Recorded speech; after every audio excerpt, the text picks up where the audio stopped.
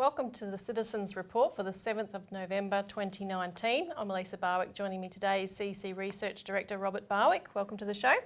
Thanks, Elisa, and I'm also the Citizens Party Research Director now. That's right. So on today's show, we have cash ban blowback as Treasury tries to suppress dissent. JP Morgan drives super QE bailout, and if the government cared about farmers, it would re-regulate dairy. So firstly, cash ban blowback as Treasury tries to sideline to suppress dissent. Well, they did it. I got a Freedom of Information document here, Elisa, that came from a request by one of our staffers, Aaron Isherwood, to the Treasury, asking what happened to the submissions to the cash ban inquiry that Treasury run the consultation back in August. And if you look through it here,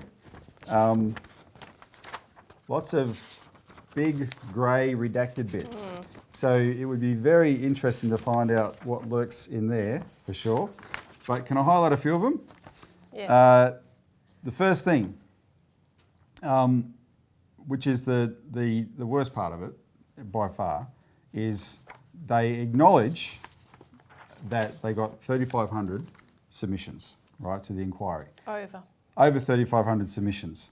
And then they said over 3,400 of these submissions are part of a campaign by the Citizens Electoral Council.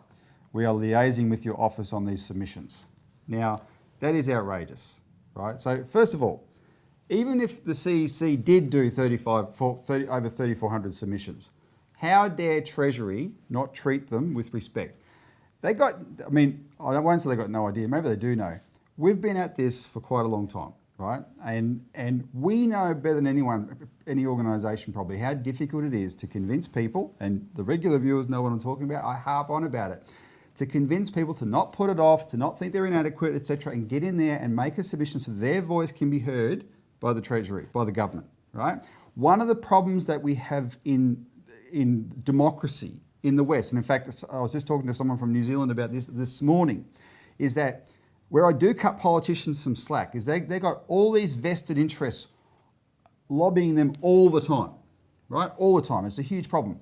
And what most people do, ordinary people, is get demoralised and give up. And they say, they get cynical. There's no point. And by absenting themselves from the process, the politicians, many, especially these, normal, ordinary people who are backbenchers, etc., that don't have any particular agenda, they don't get to hear very much what the public think. And so we said a few years ago, when some of these issues around banking matters came up, we need policy change, but the public needs to demand it. And we've been saying for a number of years now, you call your members of parliament, you make submissions to these inquiries. And we got 700 to the financial system inquiry in 2014. When we had 2 weeks in 2017 to make submissions to Treasury on the bail-in law, in those 2 weeks we got 250. That bail-in law was rammed through anyway, right? But the backlash is huge. Things have grown so much bigger then. When this cash ban came up, it wasn't just the CEC this time. It was a lot of different organisations. I have to pay tribute to John Adams and Martin North, who first warned about this and then did some very big shows on it, and Martin had me on his show. Different YouTube channels around Australia were taking up the issue in a big way, right? And it just started resonating everywhere. This is something that really got to people straight away. And we said, think of the comparison. 2 years ago, we got 250 in 2 weeks. On this issue, over 3,400. That is massive. This is what really has Treasury worried, because Absolutely. They know it's much bigger than the CEC, that this has just taken off, it's gone viral, and people are participating in politics in a way they haven't done before. That is, when they're looking, to them, it's the barbarians at the gate. Yeah. But here's where it's nasty, because this is a document that Treasury, this unelected institution, sends to the Parliament, the elected people, right? And I can tell you, those people, the ones who aren't idiots or corrupt, are too busy to pay much attention to much unless they are getting harassed by their constituents. And they rely on these kind of documents. And here it is dismissed, what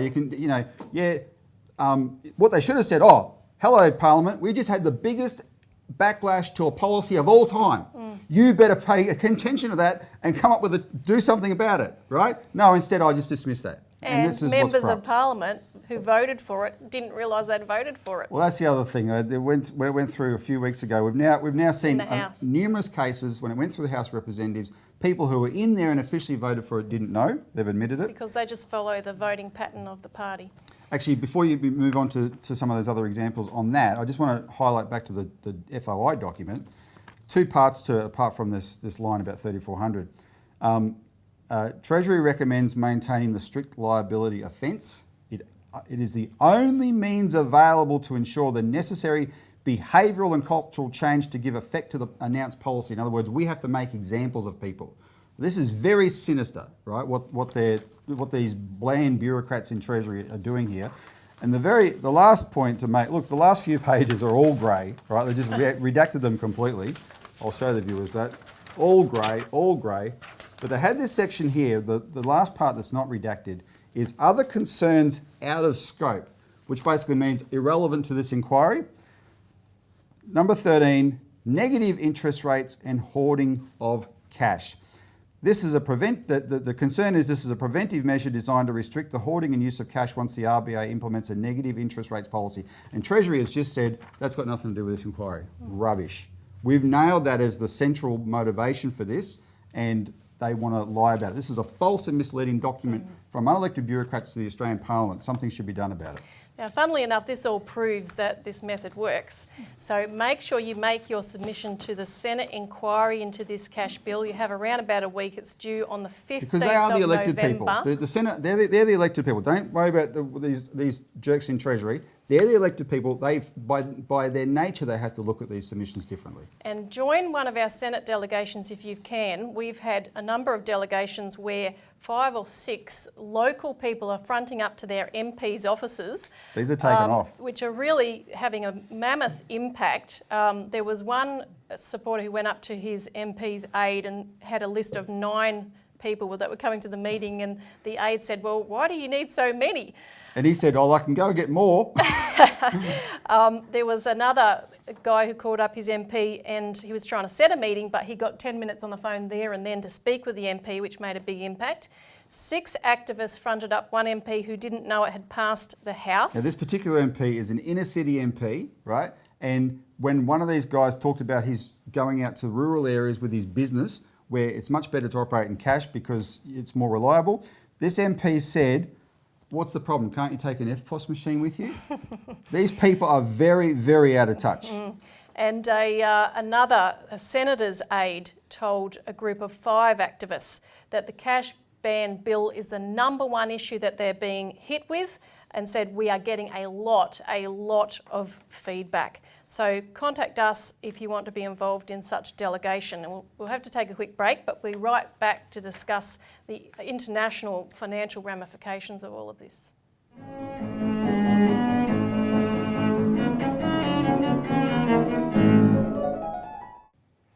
Welcome back to the Citizens Report. We're now discussing big banks drive super QE bailout. But before we get into that, you've got something to add on what we were previously discussing. Yeah, so a couple of things quickly. Obviously, the most important thing is people should make their submissions by the 15th. That's only a week, effectively a week away from when we're recording this, right? If you haven't got your submission, put it in. Also, if you're someone who is discussed at the Treasury, write a letter to the Treasury complaining about this treatment of the consultation. We hope to get a lot of those kind of complaints, and that might actually go somewhere, as I said. But I want to give you 2 positive things. Positive and negative. The negative one is the federal government's just released its new anti-money laundering law. And this law proves they are not serious about the black economy at all. They are such hypocrites, right? This is all about control of the population, because the money laundering law, everybody knows one of the biggest ways to launder money outside of cash is real estate. And it's been recommended to them. The whole world knows real estate money laundering is a problem. But this new law the government has unveiled once again does not include real estate, right? They will not touch it. We have a bubble economy, and that comes first. And they want black money coming into the bubble economy and into the real estate market, etc. They are not serious at all. It's a point Andrew Wilkie made in his speech when the bill was ran through the House of Representatives, and this proves it. On the positive side, the auditing inquiry into the big 4 corrupt auditors, global auditors that we reported here a few weeks ago, the submissions for that have closed. They received many more submissions than they have anticipated. right? So this is really good, and they might have to have extended hearings as well, which can bring out some really good information that can help further expose the corruption in the financial system, which you're about to talk more of. And you can call in for more on that audit inquiry in the Australian Alert Service. You can read more about that. Call in if you haven't already for a complimentary copy. So on the international financial front, which we'll talk about now, the repo crisis that blew up in the middle of September is now beginning to become, I mean, there's still a lot of murkiness and haziness, but it appears that major banks are front-running a new major QE operation. So their actions in withdrawing lending that they normally would make to smaller banks, because there's 24 major banking institutions and trading houses that act as the conduits of Fed money through to the smaller banks. And they, of course, stopped lending, and even though they said, we've got the money, for instance, one of the top 10 bankers told the FT, we have plenty of liquidity, we are just choosing not to lend it out overnight to hedge funds. And as it turns out, there's a lot of major hedge funds that are in trouble. $77 billion has been withdrawn from hedge funds this year, more than double what was pulled out last year, and nearly $30 billion in the third quarter. So there's a crisis going on there. Banks like JP Morgan Chase have an extraordinary exposure to derivatives, which has actually increased 51% since September 2008. In the United States, 86% of these derivatives are held by JP Morgan, Citibank, Goldman, Morgan Stanley and Bank of America. And there's only about 3 or 4 counterparties for all of these derivatives, as was the case in the 2008 meltdown with AIG. So what Bank of America has been doing, they've basically held the Fed to ransom by halting their lending into the overnight repo lending market and forced the Fed to step in with these daily repo loans, which have been both extended through to the new year. The amount that they're lending each day has been increased. It's now up to $690 billion per week. The Fed just made the 3rd rate cut and announced a new QE program of $60 billion a month, which they're claiming is not QE. Now, the latest thing they're talking about is extending new daylight overdrafts or intraday liquidity, among other technical things that they've said are possible.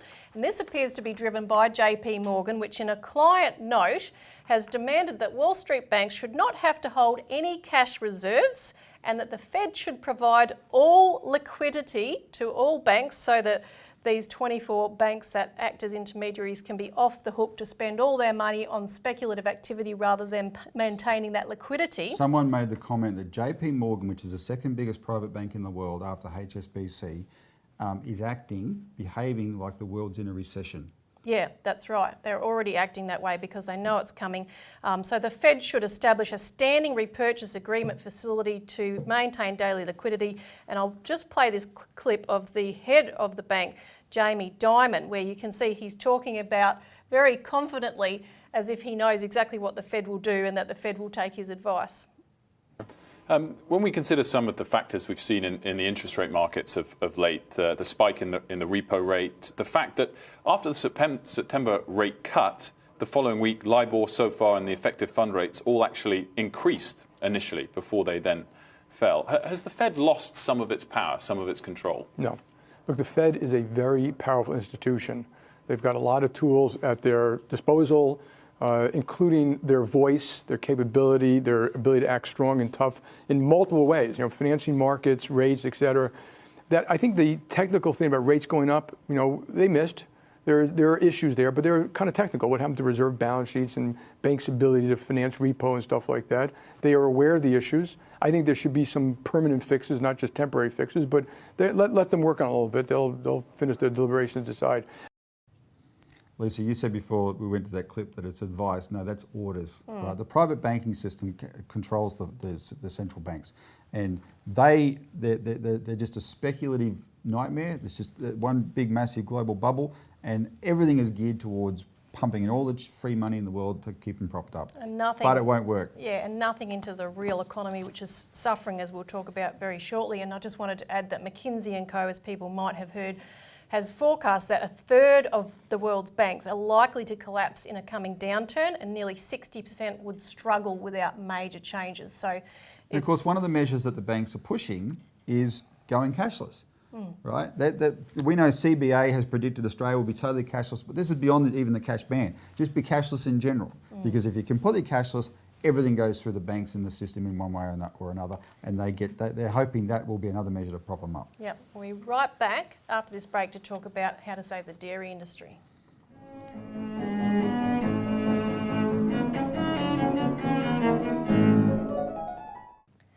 Welcome back to the Citizens Report. If the government cared about farmers, it would re-regulate dairy. Now, between the drought and milk prices collapsing, we've gone from, in Queensland for instance, 1,500 dairies at the time when we deregulated the industry down to 385 today.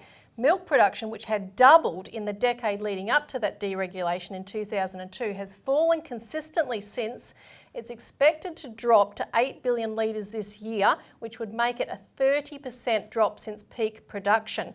Now, token efforts like the 10-cent increase on a litre of milk and various government handouts do not work, and I want to show a clip here from a month ago from a dairy farmer, Scott Pribanow, speaking to that.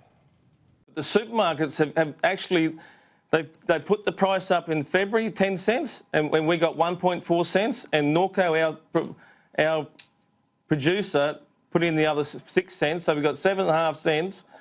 Then in July, they put the price up another 10 cents. No one knew anything about it.